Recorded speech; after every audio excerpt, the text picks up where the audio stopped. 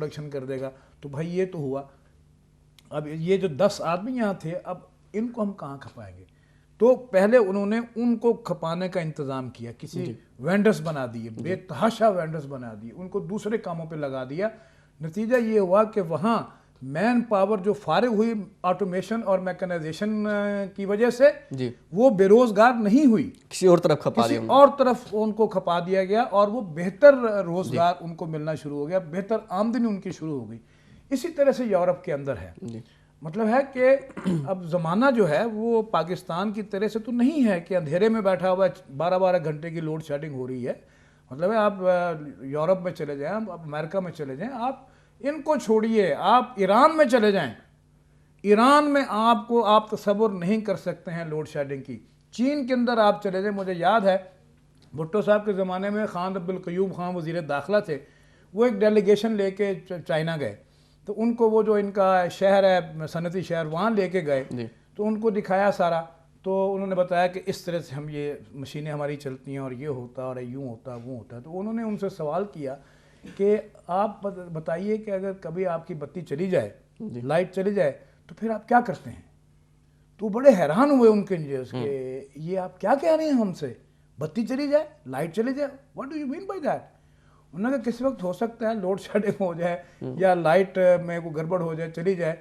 تو انہوں نے کہا کہ یہ ممکن نہیں ہے, یہ آپ جو آج کا زمانہ ہے, یہ آج سے دیکھیے 30 سال پہلے 35 سال پہلے کی بات ہے, یہ تصور نہیں ہے ہمارے ہاں کہ لائٹ چلی جائے. لائٹ چلی کیوں جائے؟ تو خان صاحب نے ہمیں آ کے واپس بتایا کہ بھائی میں تو بڑا متاثر اس بات سے ہوں کہ ان کے ہاں لائٹ جاتی ہی نہیں ہے, اور ہمارے ہاں دیکھیے کہ 12 گھنٹے کی ہمارے ہاں لائٹ آتی ہی نہیں. چلیں قریشہ بھائی, انشاءاللہ صورتحال اس حوالے سے امید کرتے ہیں کہ بہتر ہوگی. آج کے آخری ایشو کی طرف آتے ہیں. میں ایک بات اور کر دوں, جو لوگوں کو کھپانے والا مسئلہ ہے. دیکھیے جن ملکوں کی ہم بات کر رہے ہیں ان میں سب سے بڑی کوالٹی یہ ہے کہ وہ انوینٹرز ہیں, موجد ہیں, فالوور نہیں ہے ہماری طرح کہ ایک ڈبے میں وہ گاڑی کے ٹکڑے بند ہو کے آگے حصے مختلف ان کو آپ نے جوڑ کے آپ نے بنا. ان لوگوں نے اپنی مین پاور بہت زیادہ کھپائی ہے ریسرچ, ڈیولپمنٹ اور ڈیزائننگ میں, اور یہ بہت بڑا سیکٹر ہوتا ہے کیونکہ اس کے اپنے تقاضے ہوتے ہیں. آپ کو انجینئرز بھی ہمارے چاہیے, ہاں بھی تصور بھی نہیں, جی ہمارے یہاں تصور نہیں, ہم اس وجہ سے بھی لیک کر رہے ہیں کیونکہ انہیں انجینئرز بھی چاہیے, انجینئر بھی کھپ گئے, انہیں ڈرافٹس مین بھی چاہیے, وہ بھی کھپ گئے, انہیں ڈیزائنرز بھی چاہیے, وہ بھی کھپ گئے. اس طرح یہ چیز جو ہے وہ معاشرے اپنی اس چیز کو بیلنس کرتے ہیں, میکنائزیشن اور ہیومن ریسورس. دیکھیں آپ مشینیں جو ہیں, کیوں آپ نے یہ فیصلہ کیا ہے کہ بڑے شہروں کے ارد گردی ہم نے لگانی ہے؟ Why don't you go to the rural دیہات میں, جہاں پر دیکھیں آپ کی اکانومی جو ہے زیادہ بیس کرتی ہے رورل, 70% لوگ دیہات میں رہ رہے ہیں. لیکن 20 گھنٹے لوڈ شیڈنگ بھی تو دیہات میں ہی ہو رہی ہے, وہیں پہ ہوتی ہے. اگر آپ یہ کارخانے جو ہیں جو اس سے ریلیٹڈ ہیں ایگریکلچر سے, اگر یہ کارخانے اگر 5-5 6-6 گاؤں کے اوپر ایک کارخانہ لگا دیں, تو اس ایک کارخانے لگانے کی وجہ سے ایک تو بہت ساری آپ کو لیبر وہاں سے مل جائے گی, نمبر 2 اس فیکٹری کی وجہ سے وہاں پر آس پاس جو شہر آباد ہوگا, وہاں جو دکانیں کھلیں گی, وہاں جو اور کام شروع ہو جائیں گے, الائٹ جو ہوں گے اس کے, تو بہت سارے لوگ جو ہیں وہاں پہ کھپ جائیں گے. پھر یہ آبادی کی منتقلی جو ہے, انتقال آبادی جو ہے دیہات سے شہروں کی طرف, یہ بھی آپ کا رک سکتا ہے. لیکن آپ اس طرف سے توجہ نہیں دیتے. شہر میں 12 گھنٹے کی لوڈ شیڈنگ کرتے ہیں, وہاں 22 گھنٹے کی لوڈ شیڈنگ کرتے ہیں. تو آپ کو ریاست کے طور پر یہ ان تمام چیزوں کو پر غور و خوض کرنا چاہیے. اللہ کا فضل ہے پاکستان میں کوئی ذخائر کی کمی نہیں ہے, ذہانت کی کمی نہیں ہے. بڑا بڑا ذہین آدمی یہاں بیٹھا ہوا ہے, یہاں سے جاتا ہے یورپ اور امریکہ میں, وہاں جا کے بڑے بڑے جو کارخانے ہیں, جو بڑے بڑے ادارے ہیں, وہاں جا کے یعنی ناسا جیسے ادارے میں میرے کلاس فیلو جو ہیں وہ اس وقت وہاں پر ٹاپ جو وہاں کے عہدے ہیں وہاں پہ بیٹھے ہوئے کام. تمام عالمی اداروں میں جو ہے پاکستان کے لوگ صرف جو ہیں وہ کام کر رہے ہیں. ترجیح سیٹل کر لیں, سب کچھ سیٹل. آج کے آخری ایشو کی طرف چلتے ہیں ناظرین. یہ میں آپ کو جو دکھا رہا ہوں اکانومسٹ کا ٹائٹل ہے, جس میں ہینڈ گرنیڈ ایک دکھایا گیا ہے اور اس کے اوپر انہوں نے لکھا ہے پاکستان. اور اس حوالے سے اکانومسٹ نے ایڈیٹوریل بھی لکھا ہے جس میں انہوں نے کہا ہے کہ پاکستان میں بے نظیر بھٹو کی شہادت کے بعد واضح ہو گیا کہ پاکستان خطرناک ترین ملک ہے. پاکستان میں قومی سطح کے رہنما کی کمی محسوس کی جا رہی ہے.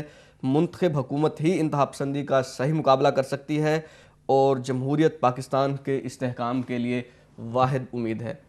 جی ڈاکٹر صاحب، کیا خیال ہے یہ جو تجزیہ ہے اکانومسٹ کا، یہ ہمارے لیے فکر انگیز نہیں ہے؟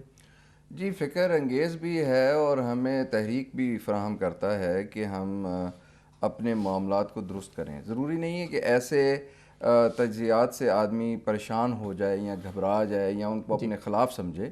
ان کو آپ اپنی طاقت بھی بنا سکتے ہیں. جب جمہوریت آتی ہے تو دو باتیں ہوتی ہیں. ایک تو جو ریاست ہوتی ہے اسے اپنے جو عوام ہیں ان کے ساتھ تعلقات کو مینٹین رکھنا پڑتا ہے ایک فرینڈلی لیول پہ. وہ ان کے ساتھ ایک حاکم اور محکوم کا رویہ نہیں ہوتا بلکہ ایک لیڈرشپ کا اور بینگ لیڈ کا رویہ ہوتا ہے. دوسری اہم بات یہ ہوتی ہے کہ جب بھی یہ دہشت گردی یا اس قسم کی چیزیں جو ہم سمجھتے ہیں یہ بیسیکلی کہیں نہ کہیں محروم طبقات کی فرسٹریشن کا نتیجہ بھی ہوتی ہیں. وہ طبقات بہت وسیع دائرہ کار بھی ہو سکتا ہے ان کا اور مختصر بھی ہو سکتا ہے. یہ جو فرسٹریشن ہے اس کو بھی ایڈریس کیا جاتا ہے اس میں، کیونکہ ان کی ریپرزنٹیشن ہوتی ہے، وہ لوگوں کو معلوم کر سکتے ہیں اگر ان کو آپ ان کی فرسٹریشن کام کر دیں. کیونکہ میں ہمیشہ ایک بات کہتا ہوں، آج بھی دہراؤں گا، انتہا پسندی کو ایڈریس کرنا بہت آسان ہے. حکومت صرف اپنا ایٹیچیوڈ لوگوں کے ساتھ بہتر کر لے، فرینڈلی کر لے، ان کی زندگی میں آسانی پیدا کرے، وہ خود اس سسٹم کے محافظ بن جائیں گے. انتہا پسندی کے نتیجے میں جنم. جی بالکل. اگر آپ اپنی بات کہتے رہیں گے، اگلے کی بات نہیں سنیں گے. قانون کی زبان میں ایک بہت اہم پرنسپل ہے اوڈائے پارٹم آلٹرم، اگلے کی بات بھی سنیے، اس کے بغیر آپ فیصلہ نہ کیجیے. جمہوریت وہ سیڑھی بنتی ہے جو عوام اور حکمران طبقوں کے درمیان یا ایوان اقتدار کے درمیان ایک راستہ بنتی ہے جس کی وجہ سے لوگوں کی فرسٹریشنز ایڈریس ہوتی ہیں. اور آپ یہ دیکھیے یہ معاملات اس لیے بھی آسان ہیں کہ جب بھی جمہوری حکومتیں ہوتی ہیں ان میں آپ یہ ضرور نظر میں رکھیں کہ ان کا ایٹیچیوڈ چاہے وزیر اعظم بھی ہو باسی نہیں ہوتا.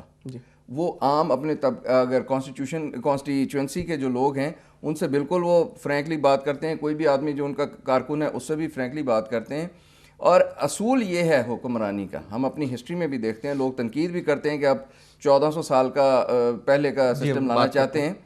اس میں صرف ایک بات اہم ہے، جو طبقہ صاحب اقتدار ہے اس کو اقتدار کے علاوہ کسی پریولیج کا دینا جو ہے وہ زیادتی ہے. جی ڈاکٹر صاحب ہمارے پاس چند منٹ رہ گئے ہیں، قریشی صاحب سے پوچھتے ہیں. دیکھیے دو چیزیں، ایک ہی بات، ایک مسئلے کی نشاندہی کی ہے اکانومسٹ نے، پھر اس کا حل بھی دیا ہے کہ جمہوریت واحد. بالکل صحیح حل ہے. دیکھیے اس ملک کی کیا بات کرتے ہیں آپ کہ وزیر اعظم بے نظیر بھٹو کے اوپر الزام ہے کہ اس نے اپنے دونوں ادوار میں 4-4.5 لاکھ افراد کو ملازمتیں دیں. یوسف رضا گیلانی 4 سال اندر اس وجہ سے رہے کہ انہوں نے 100 یا 150 یا 200 آدمیوں کو وہاں ملازمتیں دیں. تو جس ملک کے اندر یہ ہو، میں فرض کریں، اول تو خیر وہ قانون کے مطابق تھیں، اگر فرض کریں کچھ تھوڑا سا سرپاس کر کے بھی لاء کو یا جو رولز ریگولیشنز ہیں ان کو سرپاس کر کے بھی اگر لوگوں کو ملازمتیں دی ہیں تو لوگوں کو بھلا ہی کیا ہے بھائی.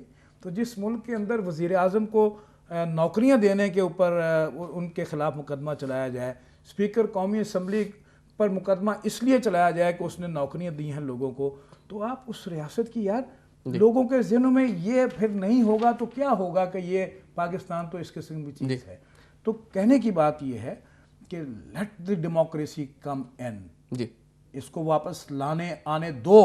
جمہوریت آئے گی تو جمہوری طریقے سے لوگوں کے مسائل بھی حل ہونا شروع ہوں گے. جی قریشم، ہمارا وقت ختم ہو رہا ہے. ناظرین ہمارا وقت نہیں، پروگرام کا وقت. جی ہاں، پروگرام کا وقت ختم ہو رہا ہے. ناظرین آپ نے گفتگو ملاحظہ کی حالات حاضرہ کے حوالے سے عوامی مسائل پر، اور اس ساری گفتگو کا جو نچوڑ ہے وہ یہی ہے کہ جمہوریت واحد حل ہے، واحد امید ہے استحکام کی. پاکستان کی سالمیت اور استحکام کی ضمانت اگر کوئی چیز دے سکتی ہے تو وہ منتخب حکومت ہے. اس کے ساتھ ہی رائل اسٹوڈیو سے محمد بلال غوری، ڈاکٹر عاصم اللہ بخش اور الطاف قریشی کو اجازت دیجیے. کل اس وقت دوبارہ حاضر ہوں گے، تب تک کے لیے اللہ حافظ.